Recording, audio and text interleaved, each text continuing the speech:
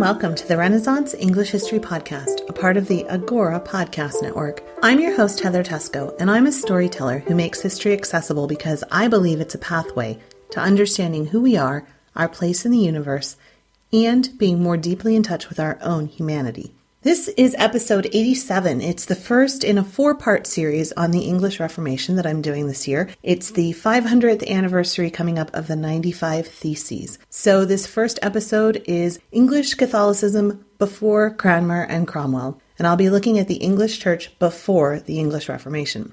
First off, I need to thank my patrons. I have amazing patrons. Thank you to Kathy, Jurgen, Ashley, Kendra, Anne Boleyn, also known as Jessica, Elizabeth, Cynthia, Judy, Ian, Laura, Barbara, Shar, Kiva, Amy, Allison, Joanne, Kathy, Christine, Annetta, Candace, Rebecca from TudorsDynasty.com, Al, and Shandor, and my newest patron, Mary. I love you guys. You're awesome. To find out how you can join this exclusive list, head on over to englandcast.com and click on the Donate and Support button at the top menu. Last, the Agora Podcast of the Month. Each October, we do Agoraphobia. Agoraphobia, it's so spooky. Each Agora member does a short podcast on something scary, and it's for Halloween. Mine is on a particular Yorkshire witch.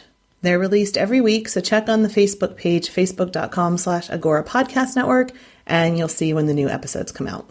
So it's hard to imagine when we look at England in 1580 how upside down religion had become in only 50 years. England in 1530 was still a place where the Universal Catholic Church dictated every aspect of a person's life from the time they were born until they died. England in 1580 was a much different place. It's my goal in the next several episodes to trace the narrative of how a country went from a monarch who basked in the Pope-bestowed title Defender of the Faith to one in which monarchs were excommunicated, English Catholics were viewed as potential Spanish army, and priests were regularly hung and even tortured. How did all of that happen in 50 years? Let's find out, shall we? This first episode is going to look at England before the Reformation. 25 years ago, Eamon Duffy published a book called The Stripping of the Altars. Duffy is an Irishman, he's a Catholic, and his book uses detailed scholarship to paint a picture of the Catholic England circa 1520 as a vibrant and alive place.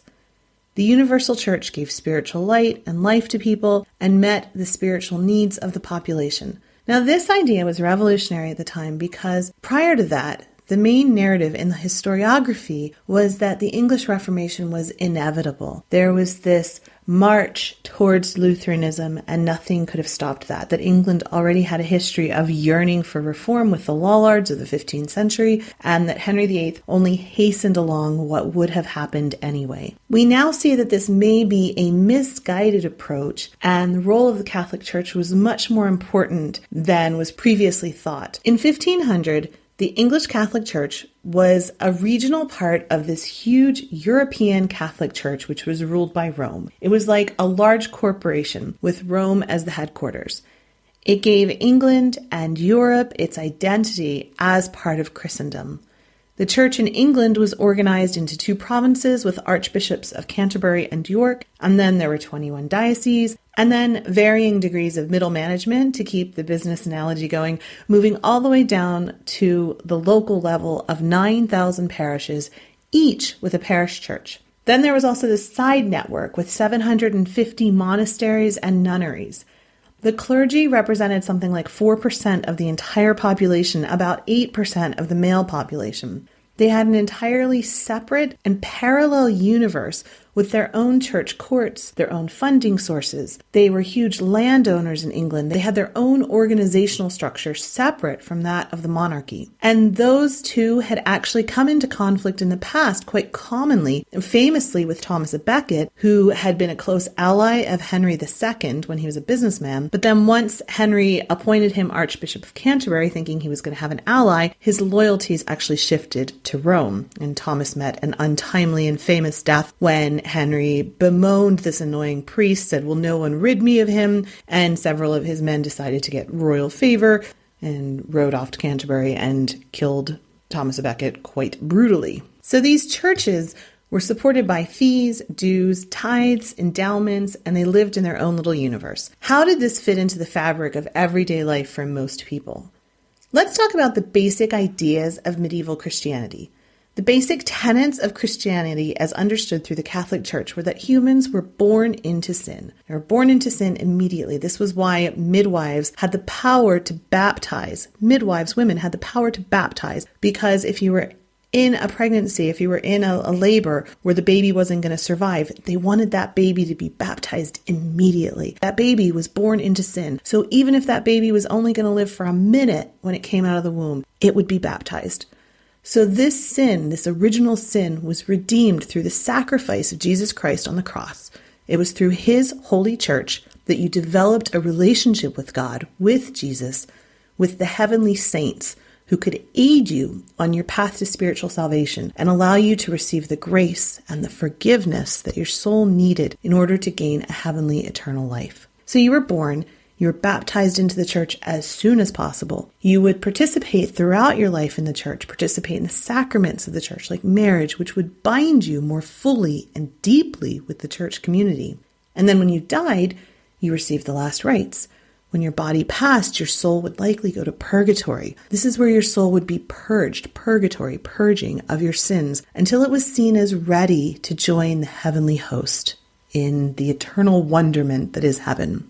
Only those souls who repeatedly refused the grace that was offered to them would be completely barred from heaven. So you could get through purgatory, and this is really, really important. The entire point of much of the activity of the medieval church was to make your time in purgatory shorter, to ease the transition of your soul from this difficult time of purging through to heaven. This is why people did things like leave endowments, go on pilgrimage, etc. So there were a number of ways that you could build on your relationship with the saints beyond simply worshiping in church. You could make a pilgrimage somewhere like Our Lady of Walsingham, which was meant to be a replica of Jesus' home in Nazareth, built by a wealthy widow just after the Norman invasion. This was one of the most popular places to go on pilgrimage in England. They actually used to call the Milky Way Walsingham Way because they believed it pointed to Walsingham. So you would visit these places. You would commune with the saints while you were there. These saints became real to you. They were a huge part of your life. Parish churches at the time were filled with statues of the saints, with relics of the saints, things like pieces of the True Cross or St. Cuthbert's fingernails. While we in our post-Enlightenment mindset can look at these relics and disparage them as superstitious, for most people this was entirely real. Not for most, for everybody, this was real.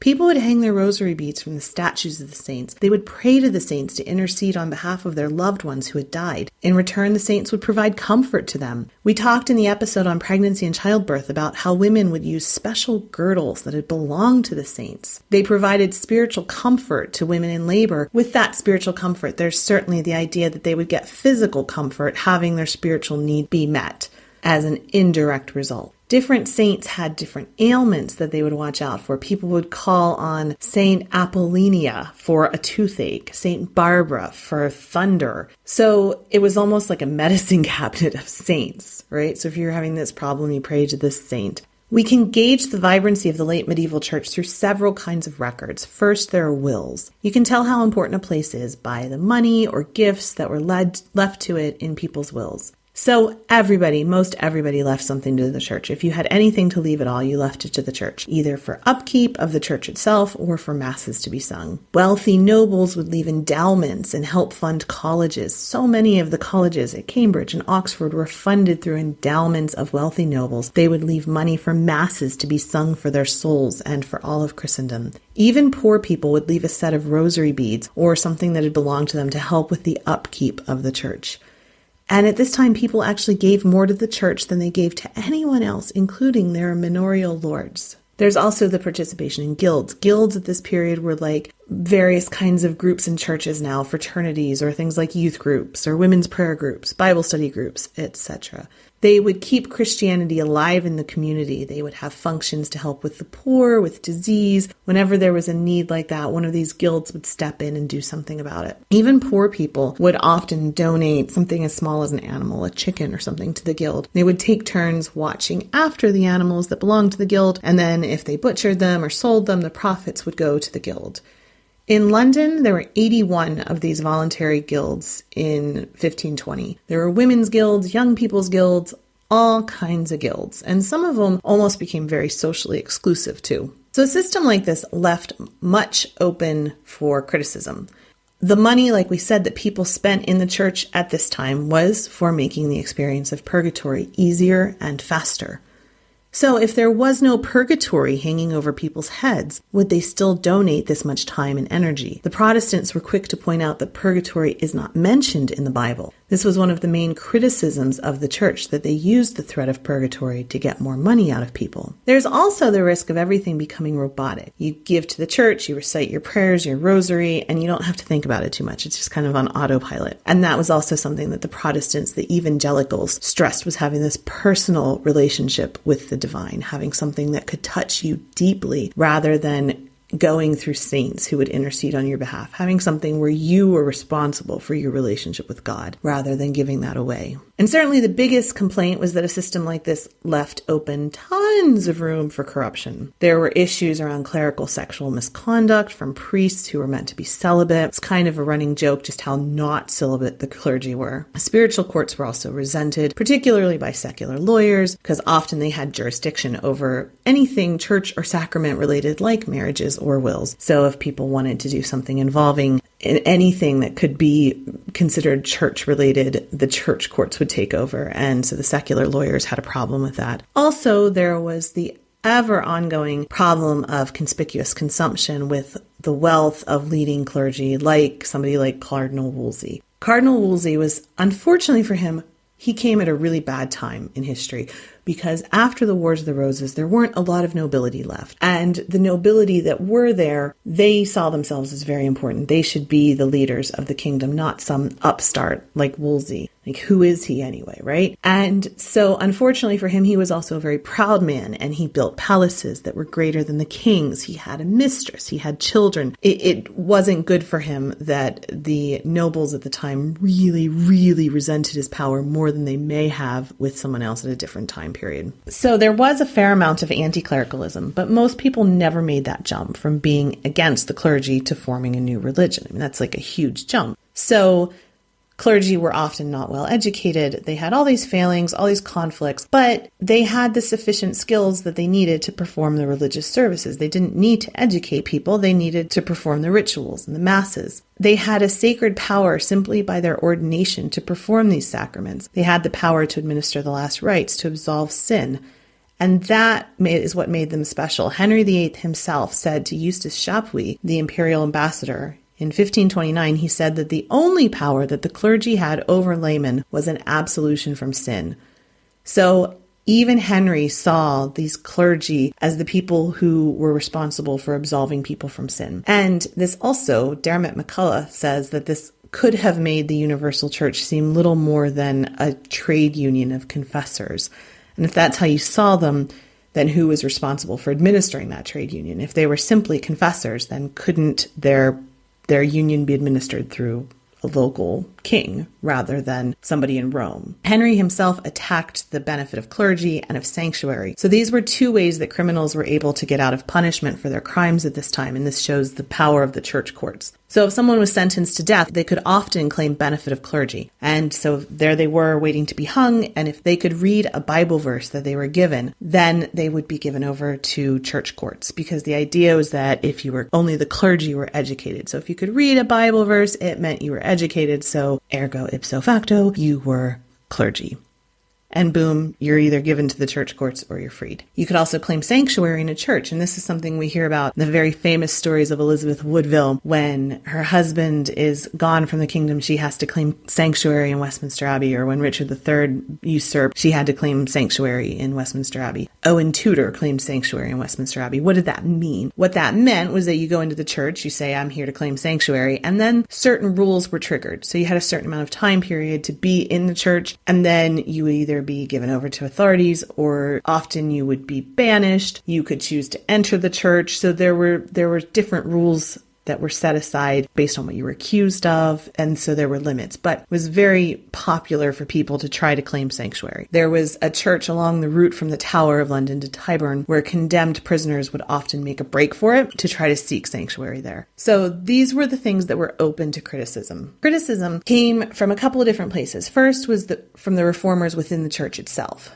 there was the Dean of St. Paul's in London, John Colet, and he was very worried about the failings. He gave a famous sermon to the leading clergy in 1511. He talked about the pride and worldliness in the church. He was part of this reformist tradition in the church that every once in a while things would get so bad you'd have a period where people within the church would rise up and they would demand that the clergy live up to the standards of their profession. Thomas More was also part of this group. He wanted to reform, so were others like Bishop Fisher, Cuthbert Tunstall of London, Bishop of London. These were people with reforming tendencies, but they were not willing to challenge the authority of the church itself, and they all died Catholics. On the other end of the scale, there were civilian critics who disliked the church authority, and these were heretics. They were known as Lollards. The Lollards were followers of John Wycliffe. He was a 14th century theologian. He died in 1384. They were an underground heretical sect. They survived for over a century despite regular persecution. They seem like, when we talk about what they believed, they seem like early Protestants. They disliked the privileges of the church. They disliked the reference to the saints, praying to the saints. They saw that as idolatrous. They did not believe in purgatory. They believed purgatory was false. They also disagreed with transubstantiation, and this would be something that people would argue about for decades. Transubstantiation is believing that the bread and the wine literally turn to the body and blood of Christ during communion. The Lollards believed instead that communion was a representation, was a time for remembrance. They saw masses for the souls as this money-making scheme that the church had come up with to make the priests rich. And they relied only on the authority of the Bible. And because of that, is very important, they translated the New Testament into English, and copies of these translations were circulated amongst the Lollard groups. They were big in London, in East Anglia, and every once in a while they were subject to purges and to raids. So those records then show us where their participation was the highest, or at least where the records of their participation are the highest. In 1521, there was a purge in Buckinghamshire that brought in 400 people. In general, what would happen, people were only very occasionally burned. What would happen is most people would recant, and then they would quietly go back to their own beliefs when the pressure was off. But every once in a while, somebody was burned to make an example of them. The very early Protestants found themselves somewhere in the middle between these two. They were educated, so they weren't part of the kind of Lollard civilian group. They were educated, generally part of Cambridge or Oxford. Cambridge especially was famous for the early Protestant movement. These were men like Cranmer was in Cambridge. They actually took an interest in Luther's books. Luther's books were available in the early years after 1517. They weren't banned until the early 1520s. So these people would read what was going on in Germany, and some of them were very sympathetic to it. So they met at a place called the White Horse Tavern, and these meetings were known as Little Germany because they were reading in these books that were smuggled from Germany. Also, somebody who's more famous is William Tyndale. He was the first translator of a published version of the New Testament into English. And interestingly, he wanted to go through the route of traditional religion. He didn't necessarily want to be outside of the traditional religion world. He initially went to Cuthbert Tunstall, the Bishop of London, to talk to him about doing a translation of the New Testament. But Tunstall didn't want to do it. He didn't want to back him. He thought that there was too much risk that it would be associated with the Lollards. And so Tyndale went elsewhere. He found patronage from a merchant who sent him abroad. He became a Lutheran and printed in his translation in Germany, and copies of it were smuggled in. So it's one of those history mysteries to think about what might have happened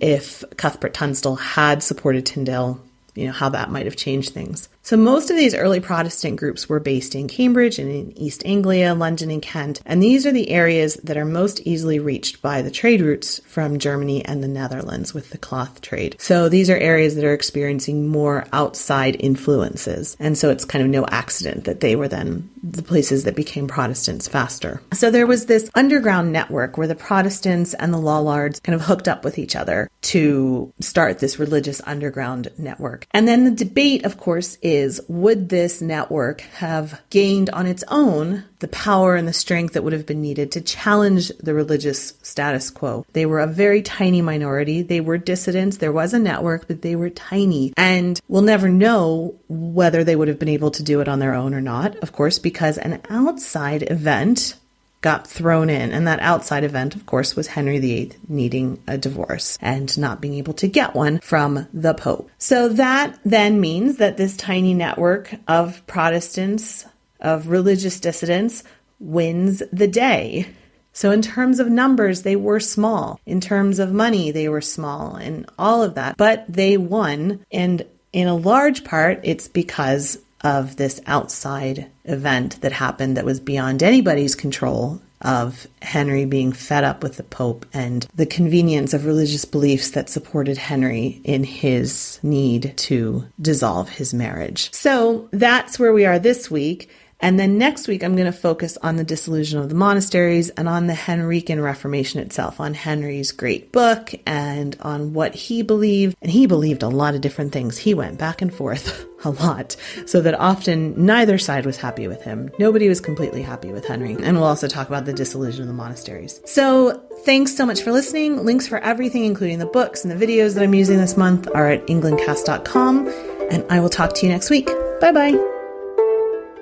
Blow, northern wind, send for me sweating. Blow, northern wind, blow, blow, blow. Ich hatte Bord in Bauerbricht, dat solis semlis und siegt.